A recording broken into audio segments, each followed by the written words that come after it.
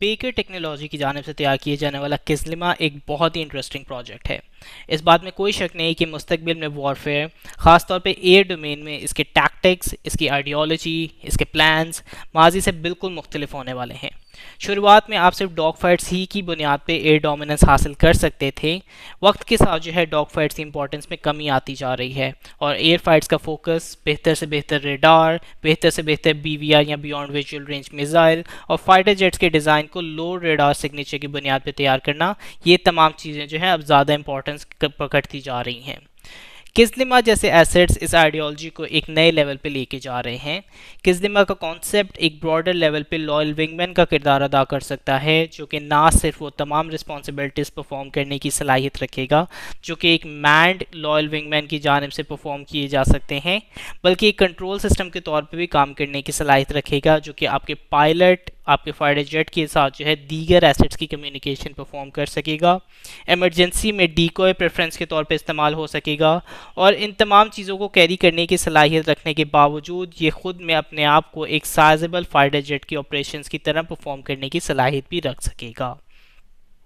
किज़लिमा I would say कि personally Turkey की जानिब से किए जाने वाले एयर डेवलपमेंट्स में टीएफएक्स या कान नेक्स्ट जनरेशन फाइटर एयरक्राफ्ट के बाद जो है शायद मेरा पर्सनल फेवरेट प्रोजेक्ट है और इसीलिए इस पर बहुत एक्सटेंसिव गुफ्तगू की जा सकती है।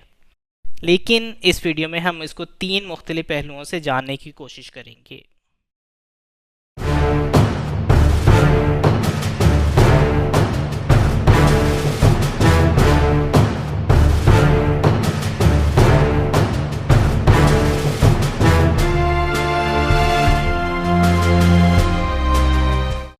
किज़लिमा के 3 फैक्टर जो हैं इसके अंदर इस वीडियो में हम डिस्कस करने वाले हैं। सबसे पहले हम किज़लिमा के डिज़ाइन फिलॉसफी और स्पेसिफिकेशंस के बारे में बात करें तो किज़लिमा के अर्लीस्ट ट्रेसेस जो हैं वो 2015 में टर्किश गवर्नमेंट की जानिब से अपनी डिफेंस इंडस्ट्रीज़ के लिए ड्रोन्स की तैयारी के इकोसिस्टम में एक कॉम्प्रिहेंसिव रोड मैप की तैयारी पर बात शुरू हुई थी।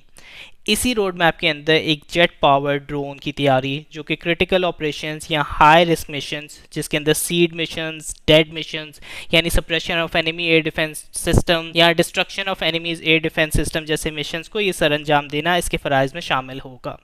फास्ट फॉरवर्ड 2022 में बेकर टेक्नोलॉजी इस चीज़ का ऐलान करता है कि उनकी जानिब से किज़लिमा बेरख्तार यूकैव यानी अनमैन्ड कॉम्बैट एरियल व्हीकल की मेडन फ्लाइट टेस्ट परफॉर्म किए गए हैं। किज़लिमा की बेसिक स्पेक्स की बात करें तो इसका maximum take off weight 8600 kg के करीब है। इसके अंदर एक्सपेक्टेड प्लान के मुताबिक 2 इंजन्स और लॉन्गर रन में 3 इंजन्स का इस्तेमाल होने वाला है, लेकिन जो इनिशियल 2 इंजन हैं उनमें से एक AI-25 TLT इंजन है, टर्बोफैन इंजन, जो कि सबसोनिक स्पीड पे ऑपरेट करने की सलाहियत रखेगा, जबकि दूसरा अवचेंको प्रोग्रेस का AI-322F इंजन है, जो कि इसको सुपरसोनिक स्पीड के करीब या मार्क 0.9 स्पीड के करीब जो है ऑपरेट करने की सलाहियत रहेगा। इसके अलावा तीसरा इंजन जो है वो टे का बनाया हुआ TF6000 इंजन है, जो कि करंटली अंडर डेवलपमेंट है और फ्यूचर के अंदर एक्सपेक्टेड प्लान्स के अंदर उस इंजन को इस किज़लिमा के साथ ऑपरेट किए जाने के प्लान्स भी मौजूद हैं। किज़लिमा एक मल्टी रोल प्लेटफॉर्म के तौर पे प्रोजेक्ट किया जा रहा है, जिसमें ये अपने आप को लॉयल विंगमैन के तौर पे, स्ट्राइक प्लेटफॉर्म के तौर पे और स्ट्राइक में भी सीड डेड जैसे मुख्तलिफ मिशंस को परफॉर्म करने की सलाहियत रखेगा। पाकिस्तान एयरफोर्स के कलर्स में किज़लिमा एक्चुअली, अगर मैं इसके लिए एक केस बनाऊँ या इसके हवाले से जो प्रॉस्पेक्ट्स या इवेंट्स पाकिस्तान और टर्की के दरमियान वक़ूफ़ पज़ीर हो चुके हैं, तो एक्चुअली आप एक बहुत सॉलिड केस इसके हवाले से बना सकते हैं। वन ऑफ द फैक्टर्स जो कि इसमें अहम रोल प्ले कर सकता है कि बेकर कंपनी ने अगस्त 2023 में इस चीज़ की अनाउंसमेंट की थी कि उनकी जानिब से नास्टेप के अंदर रिसर्च एंड डेवलपमेंट के तहत अपना ऑफिस खोला जा रहा है। इस वक्त पे बेकर कंपनी के 2 अहम प्रोडक्ट्स TB2 बेरख्तार और अकिंची UAV प्लेटफॉर्म जो है उसको पाकिस्तान की जानिब से ऑपरेट किया जा रहा है। इन एसेट्स की पाकिस्तान में पहले से मौजूदगी और ये चीज़ कि एक्चुअली किज़लिमा के स्केल्ड मॉकअप्स या प्रोटोटाइप्स जो हैं पाकिस्तानी ऑफिशियल्स को माजी में दिए जा चुके हैं,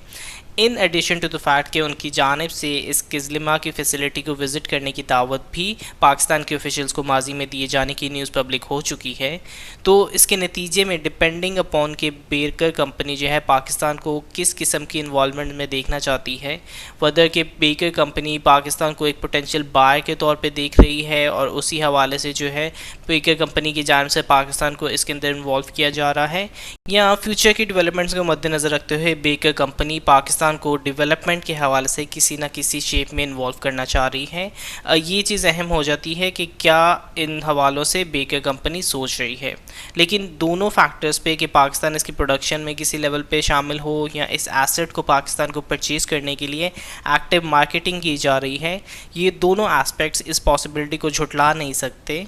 कि पाकिस्तान यकीनन इस एसेट को एक्सप्लोर कर सकता है और इसके साइजेबल चांसेस मौजूद भी हैं। पाकिस्तान के लिए इस किस्लिमा की क्या वर्थ होगी?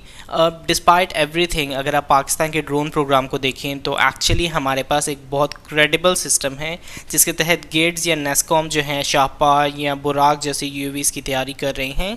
यस कि अब पाकिस्तान के हायर एंड के यूएवीज़ जिसमें शाहपार 3 हो गया, इसके अलावा एक और hello drone high altitude long endurance UAV, उसकी डेवलपमेंट के कॉन्सेप्ट्स मौजूद हैं और इसमें मुमकिन है कि उन कॉन्सेप्ट्स की डेवलपमेंट में भी टर्किश इनपुट मौजूद हो। लेकिन किज़लिमा या एनका 3 जैसे कॉन्सेप्ट्स मुझे नहीं लगता कि अभी तक इन जैसे ड्रोन्स को बनाने के हवाले से इवन अगर कोई प्लान्स मौजूद भी हैं तो प्लान्स को पब्लिक किया गया है।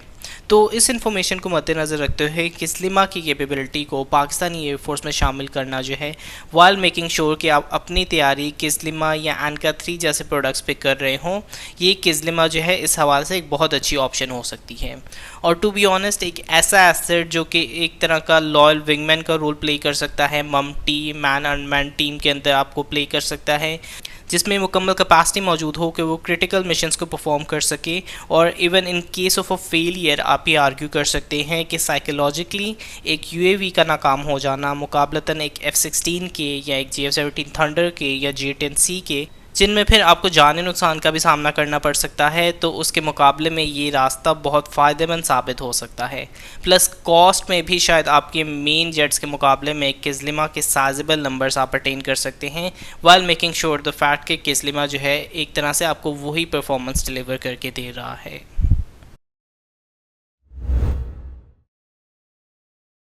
Now this is the part पे जहाँ पे मैं भी खुद थोड़ा सा कंफ्यूज हो जाता हूँ कि किज़लिमा और एनका 3 दोनों जेट पावर्ड यूकैफ ड्रोन्स होने वाले हैं और आइडियल केस में तो मैं भी दोनों को ही परचेज या ऑपरेट करना चाहूँगा, लेकिन इनमें से अगर एक को मुझे पिक करना हो तो that's where the problem lies, क्योंकि दोनों जेट पावर्ड यूकैफ होने वाले हैं। किज़लिमा के केस में आप कह सकते हैं कि स्ट्राइक मिशंस, क्रूशल मिशंस को बेहतर तरीके से सरअंजाम दे सकता है, जबकि एनका 3 के बारे में आप कह सकते हैं कि सर्विलांस और रिकॉनेसेंस जैसे मिशंस जो हैं इसकी प्रेफर्ड रोल में शुमार किए जाएंगे।